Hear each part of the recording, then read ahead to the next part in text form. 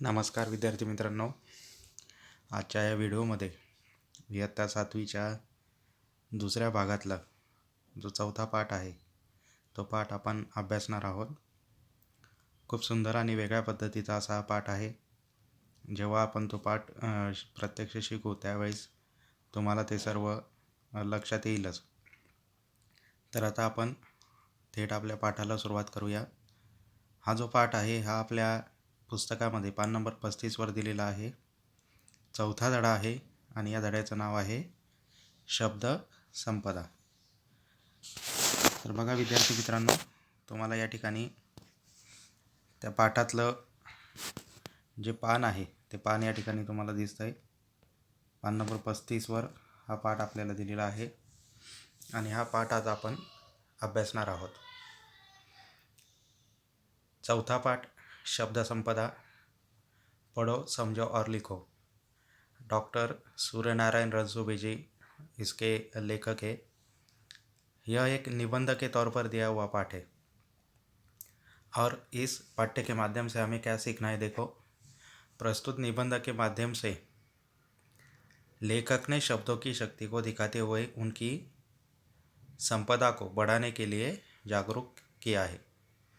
देखो, अभी इसके पहले भी बहुत सारे वीडियो के माध्यम से मैंने आपको बार बार बताया है कि कोई भी भाषा पर अगर हमारा प्रभुत्व निर्माण करना हो तो हमें उस भाषा के अलग अलग शब्द मालूम होना बहुत ज़रूरी है.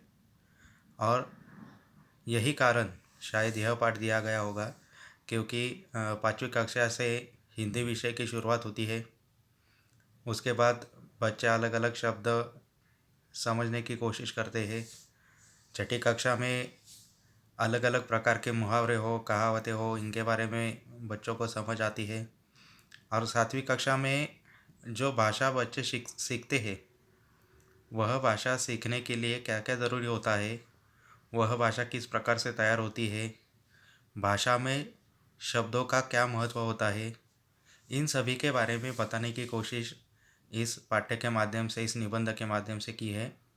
डॉक्टर सूर्यनारायण रणसुभे जी, इनके बारे में अगर और ज़्यादा जानकारी लेनी हो तो 7 अगस्त 1942 को गुलबर्गा नामक शहर जो कर्नाटक राज्य में है, उस गांव में उनका जन्म हुआ है. लगभग 65 पुस्तकें उन्होंने लिखी है. अनुवाद का काम उन्होंने किया है.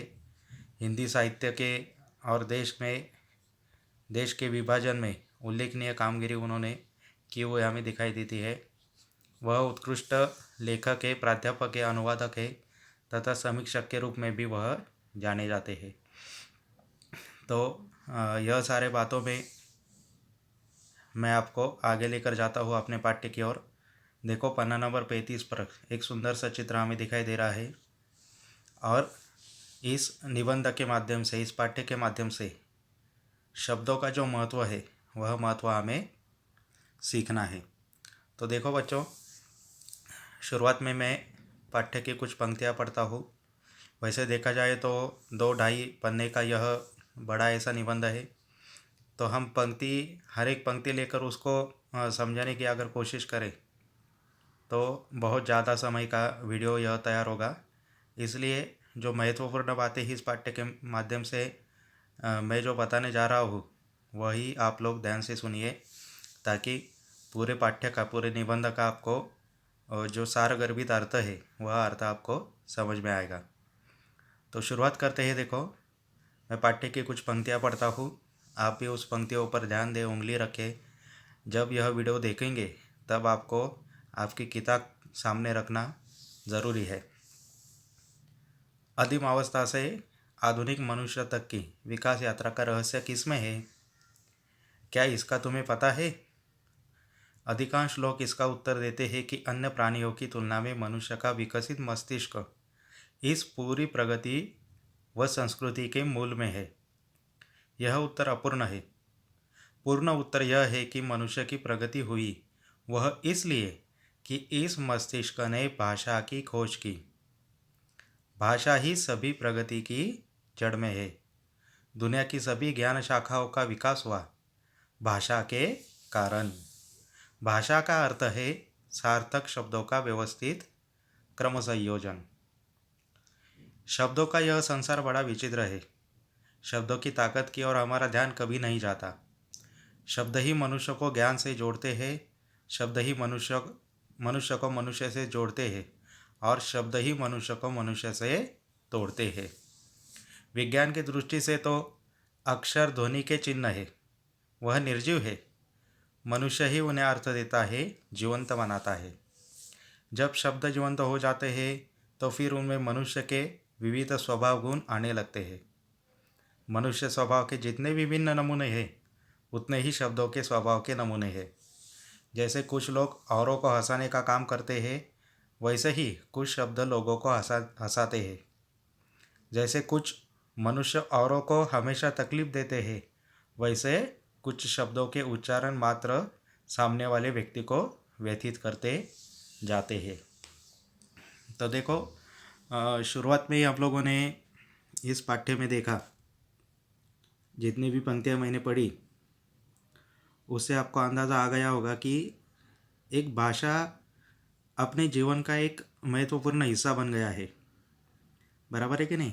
देखो, अगर एक उदाहरण के तौर पर हम देखेंगे तो हमारा महाराष्ट्र राज्य छोड़कर या हमारा ज़िला छोड़कर हम जब दूसरी जगह जाते हैं तो वहाँ पे अगर हमारी भाषा बोलने का व्यक्ति हमें उधर मिल जाए तो हमसे उसकी दोस्ती बहुत ही जड़ से हो जाती है। बराबर है कि नहीं? वह व्यक्ति हमें अपना लगने लगता है। तो देखो, अभी वह व्यक्ति इसके पहले हमें कभी मिला है क्या? उससे कभी बात हुई क्या? या फिर वह आदमी आगे जाकर भविष्य में कभी मिलने वाला है क्या? तो इन सभी प्रश्नों का उत्तर क्या होगा? नहीं। फिर भी वह आदमी उस समय उस जगह पर हमें अपना लगने लगता है क्योंकि उसका कारण है भाषा। बराबर है कि नहीं? उसकी और हमारी भाषा एक जैसी होने के कारण झट से हमारी और उसकी दोस्ती हो जाती है। इसका कारण भाषा है। और शुरुआत के परिचय में हम लोगों ने देखा कि मनुष्य की जो ऐतिहासिक अवस्था थी, आदिम अवस्था थी, उससे लेकर आज तक उसकी जो प्रगति हुई है उसका सिर्फ कारण एक भाषा है। भाषा का जो ज्ञान शाखाओं का विकास हुआ है उसके कारण ही मनुष्य की प्रगति हुई है। और भाषा की जो परिभाषा यहाँ पे बताई है, सार्थक शब्दों का व्यवस्थित क्रमबद्ध संयोजन। क्योंकि कोई भी वाक्य बोलने से पहले हमें क्या करना चाहिए? जो हमें कहना है वह जिन शब्दों में कहना है उन शब्दों का व्यवस्थित संयोजन हमें करना चाहिए। बराबर है कि नहीं? अगर हम शब्द ही उलट पुलट कर देंगे तो वह भाषा अच्छी नहीं होगी। बराबर है कि नहीं? मतलब क्रमबद्ध संयोजन भाषा में हमेशा होना ज़रूरी होता है। और पहले परिचय में हम लोगों ने और क्या देखा कि मनुष्य की जो पूरी प्रगति हुई, विकास हुआ है, वह सब भाषा के कारण ही हुआ हमें दिखाई देता है। शब्दों का जो उच्चार है, शब्दों का जो संसार है वह बड़ा विचित्र है। हम लोगों ने देखा, मैंने जब पढ़ा तो आप लोगों ने ध्यान से सुना होगा, जिस प्रकार से बहुत बार ऐसे बोला जाता है कि हथियार से की हुई जो जख्म होती है वह कई दिनों के बाद भर जाती है, लेकिन शब्दों से की हुई जो जख्म है वह हमेशा हमारे हृदय में, हमारे मन में हमें चुभती रहती है। बराबर है कि नहीं? इसलिए शब्दों का उपयोग करना बहुत ज़रूरी होता है, क्योंकि शब्दों से सामने वाले व्यक्ति को क्या होता है? बहुत गहरी चोट पहुंचती है। बराबर है कि नहीं? इसलिए शब्द हंसाने का भी काम करते हैं और शब्द रुलाने का भी काम करते हैं। बराबर है कि नहीं? तो आगे वाले परिचय में यह बताया गया है कि हम जिस प्रकार के शब्दों का प्रयोग करते हैं उससे हमारे स्वभाव की जानकारी होती है। बराबर है ना? आप गुस्से वाले, आप बहुत ही गुस्से वाले शब्दों का अगर प्रयोग करें तो सामने वाले व्यक्ति को क्या लगेगा कि आप ही बहुत ही गुस्से वाले व्यक्ति हो। अगर आप लोग प्यार से, प्रेम से, प्यार भरे शब्दों से अगर उससे बातचीत करेंगे तो सामने वाला व्यक्ति क्या कहेगा, नहीं, अरे ये तो बहुत अच्छा आदमी है, दिल का सच्चा है। बराबर है कि नहीं, मन का स्वच्छ आदमी है। मतलब शब्द ही क्या करते हैं, हमारे स्वभाव की जानकारी देते हैं। जिस प्रकार से हम लोग कई व्यक्तियों से पहली बार बात करते हैं, तो हम जिस प्रकार से उनसे बात करते हैं, जिस प्रकार से हम हमारे शब्दों का प्रयोग करते हैं, उससे हमारी प्रतिष्ठा सामने वाले व्यक्ति के मन में निर्माण होती है। बराबर है कि नहीं, क्योंकि शब्द अर्थपूर्ण भी होते हैं और निरर्थक भी होते हैं। बराबर है कि नहीं। तो जिस प्रकार से मनुष्य का स्वभाव होता है, कोई गुस्से वाला होता है, कोई हंसाने वाला होता है, उसी प्रकार से शब्द भी क्या होते हैं, कोई गुस्से वाले होते हैं तो कोई हंसाने वाले होते हैं। बराबर है कि नहीं। कुछ शब्द बहुत ही सज्जन, सात्विक, सभ्य और सुसंस्कृत होते हैं। जिस प्रकार से मनुष्य का स्वभाव होता है, उसी प्रकार से शब्दों का भी स्वभाव जाना जाता है। तो इस पन्ने पर जो कुछ भी पंक्तियाँ दी है, उसका अर्थ मैंने आपको एक अलग और मेरे शब्दों में बताने की कोशिश मैंने की है। अभी अगले पन्ने पर हम लोग चलते हैं। अगले पन्ने पर हमें एक जानकारी दी है कि मनुष्य कठोर परिश्रम जरूर करता है। बराबर है कि नहीं। और उसके साथ साथ वह नसीब पर बहुत ज़्यादा भरोसा रखता है। उसका ऐसे लगता है कि मेरे नसीब में यह होना चाहिए।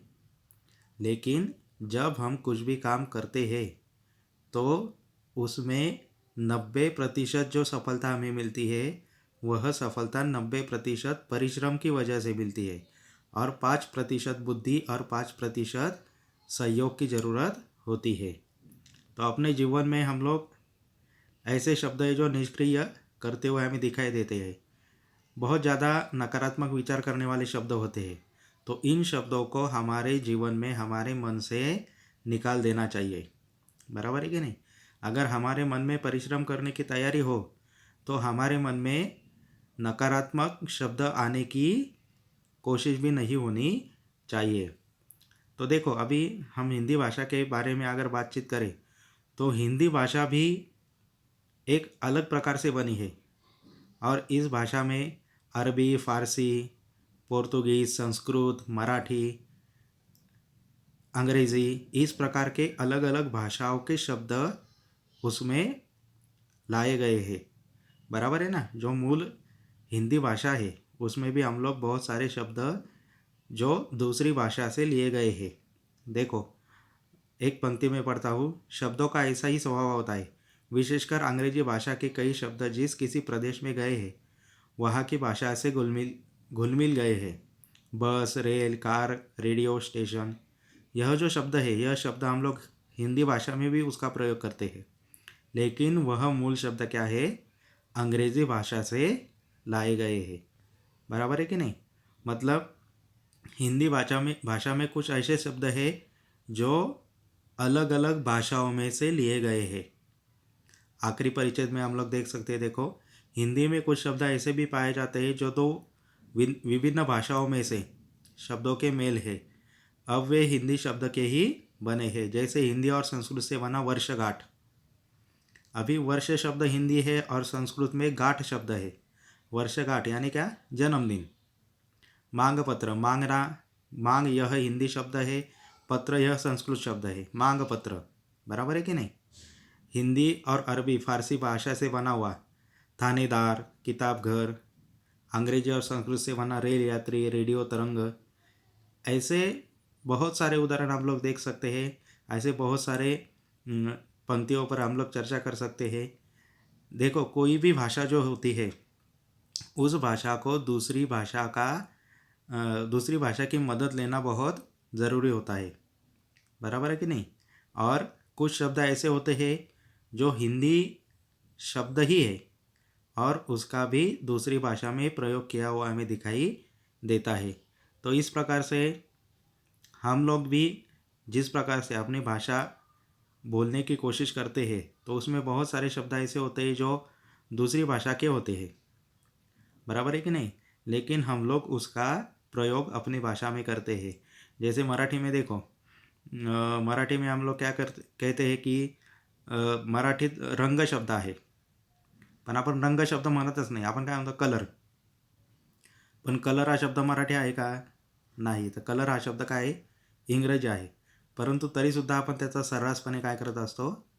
मराठी भाषेमध्ये वापर करत असतो. तर अशा पद्धतीचं इथे उदाहरणं आपल्याला दिलेली आहेत की अरबी असेल, फारसी असेल, संस्कृत, हिंदी, त्याच्यानंतर तामिळ आहे, पोर्तुगीज भाषा आहे. या सगळ्या भाषांमधून हिंदी भाषेमध्ये सुद्धा अनेक प्रकारचे शब्द घेतलेले आपल्याला पाहायला मिळतात.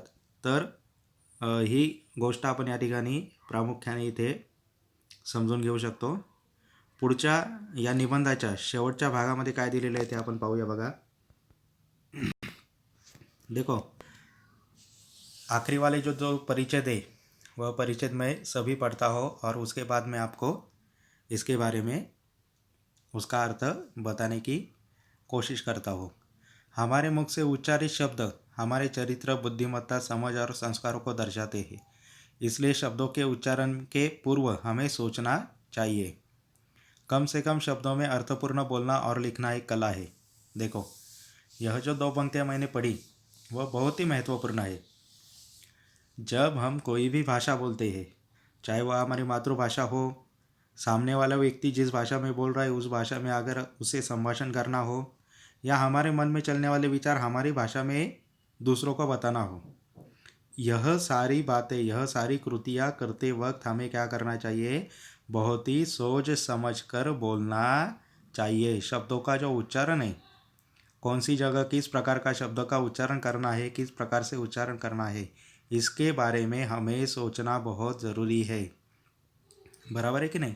यह एक कला होती है, क्योंकि अगर हम लोग एक बार बोल जाए तो हमारे चरित्र का, बुद्धिमत्ता का पता सामने वाले व्यक्ति को लग जाता है. इसलिए संस्कार दिखाने हैं तो शब्दों का उच्चारण सोच समझकर करना ज़रूरी होता है. कम से कम शब्दों में अर्थपूर्ण बोलना और लिखना यह एक कला है.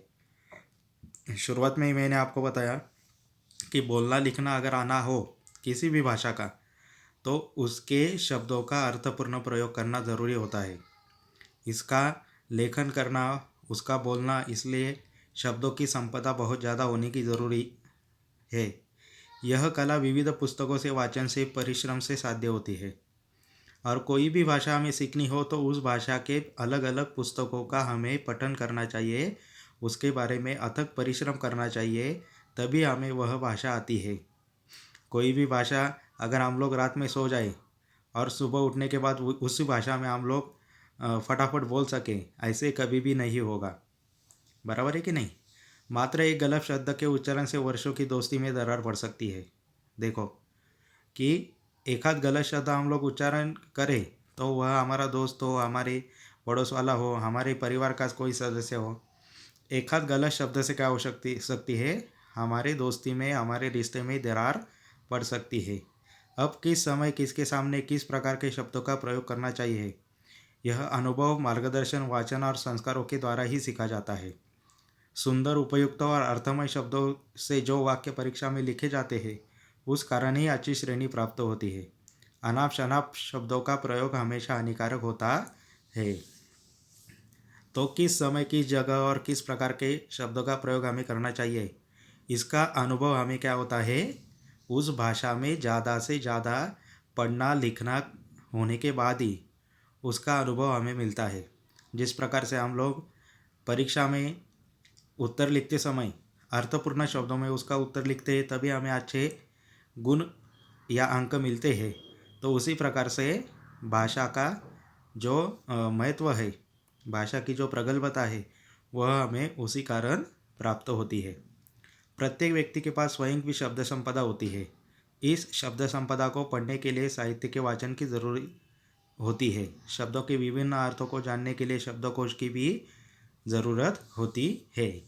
देखो, एक व्यक्ति जो है, उस व्यक्ति को, कोई भी व्यक्ति हो, उस व्यक्ति को किसी ना किसी भाषा में उसकी एक अलग सी शब्द संपदा होती है, और उस शब्द संपदा के कारण वह व्यक्ति क्या होता है?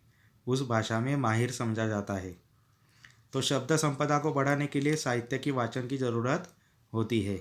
शुरुआत में क्या होगा, जब आप लोग उस भाषा का वाचन करेंगे तो आपको कुछ समझ में नहीं आएगा। बहुत सारे शब्द ऐसे होंगे कि जिसका अर्थ भी आपको मालूम नहीं होगा। तो यह जानने के लिए उस भाषा का जो शब्दकोश होता है, उस शब्दकोश की ज़रूरत हमें पड़ती है। उस शब्द का शब्दकोश में क्या अर्थ दिया गया है, इसके बारे में हम लोगों को जानकारी लेना बहुत ज़रूरी है। तभी हम लोग क्या कर सकते हैं, उस भाषा में आने वाले अलग अलग शब्दों को हमारे बोलने में, हमारे संभाषण में उसका प्रयोग हम लोग कर सकते हैं।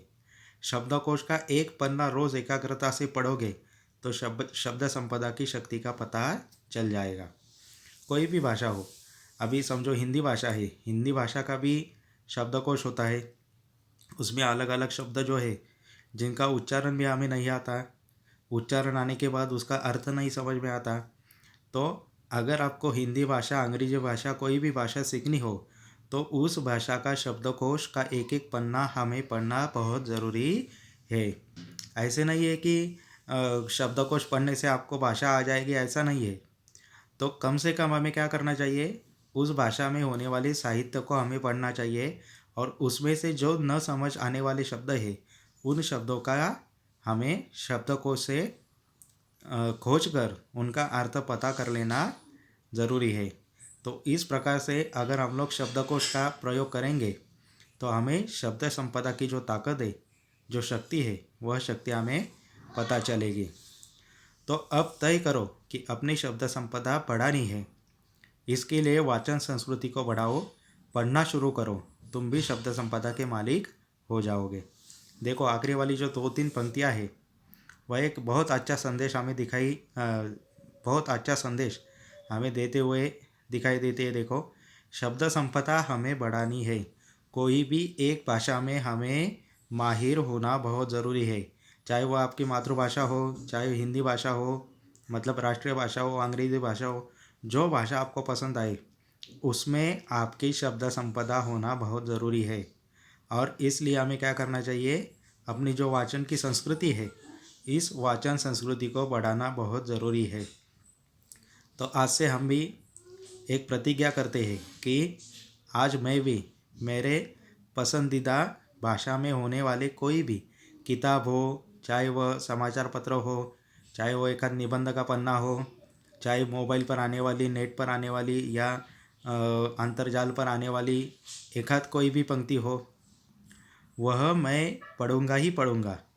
इस प्रकार से हमें प्रतिज्ञा करनी चाहिए और हम भी हमारी पसंदीदा भाषा के शब्द संपदा के मालिक हो जाएंगे।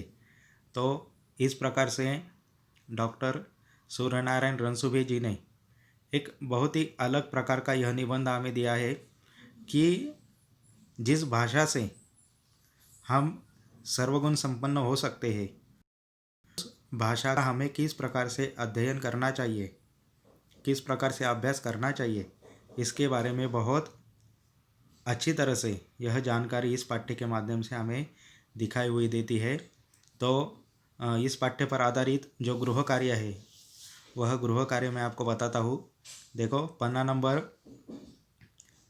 अगला जो पन्ना है, पन्ना नंबर 38 पर, 37 पर, यहाँ पे गुलाबी रंग के इस चौखट में 4 प्रश्न दिए गए हैं।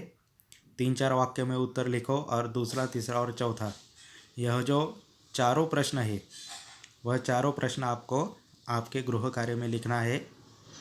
इस प्रश्नों का उत्तर ढूंढने के लिए आपको बार बार यह पाठ्य पढ़ना है, ताकि आपको इस पाठ्य का जो सार गर्भित अर्थ है, बहुत सारी बातें मैंने तो इस वीडियो के माध्यम से बताई गई है, फिर भी आपको इस पाठ्य का जो मूल कारण है, यह क्यों दिया गया है और इसके पीछे क्या कारण है, इसके बारे में और ज़्यादा जानकारी लेने के लिए इन प्रश्नों का उत्तर लिखते समय आपको यह पाठ्य बार बार पढ़ना है, ताकि लेखक ने दिया हुआ ये जो निबंध है, इस निबंध का जो उद्देश्य है, वह उद्देश्य यहाँ पे सफल होगा और आप सभी को यह पाठ समझ में आएगा। तो यह वीडियो देखने के लिए बहुत बहुत धन्यवाद।